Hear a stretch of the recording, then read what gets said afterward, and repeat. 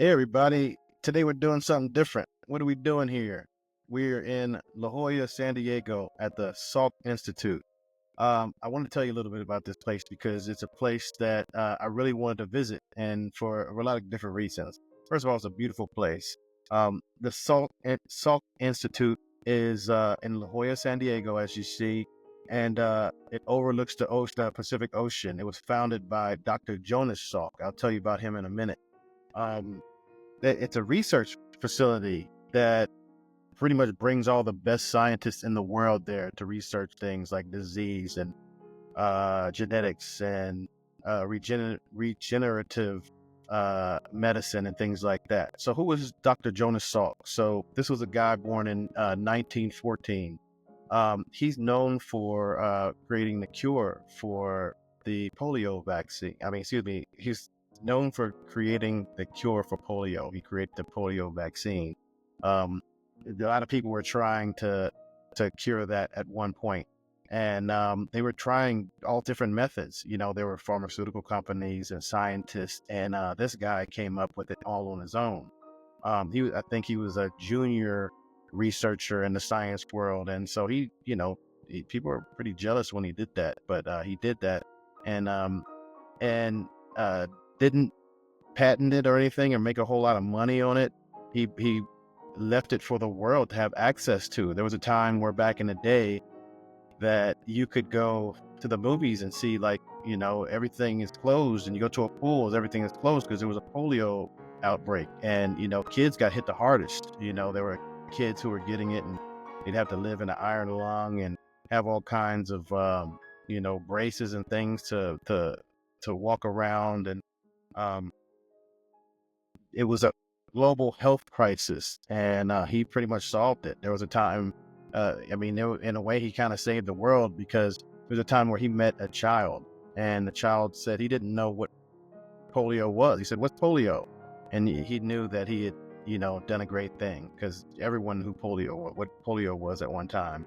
Um, and why I wanted to come here is because I so admired him for not trying to patent that. He could have made all kinds of money. As you see, you know, pharmaceutical companies are, creating cures and things that can help us all, and they're making tons of money of it, which to me is not all that cool. So for him to do this on his own was very selfless, and he exhibited, principles that were just, to be admired. So the institute, um, he, the institute was for scientific exploration. It was something that he, wanted to. He was a dreamer. He was someone who thought that, you know, people could solve major problems, especially medical problems, and he brought in the best minds into this beautiful place right here. Um, like I said, they work on cancer, genetics, neuroscience, aging, regenerative medicine, and it's just a really cool campus. So those are all offices in there, and they get natural sunlight. As you'll see, it's right next to the ocean, has a beautiful view. It was designed by Louis Kahn, um, and I don't know who that was, but he's the one who made this beautiful place. And I wanted to go there, but you have to get a tour, and I didn't have much time, so I just stuck my drone up in the air and took a little peek at it from the air. And as you can see, I got some really good clips. Um, it's considered a modern masterpiece. A lot of places around the world have copied it. It gets natural light that fills the labs, and it just inspires creativity and focus. I really want to get a tour one day and check it out. It's home, like I said, it's home to renowned scientists and cutting edge research, and some major discoveries have come in there. I'm looking at notes and everything, but it's they've made advancements in cancer research, brain disorders, and regenerative medicine, and it's really shaped the medical research and saved countless lives. Um, what do you think about that? What do you think about creating something so amazing that can help so many people, and not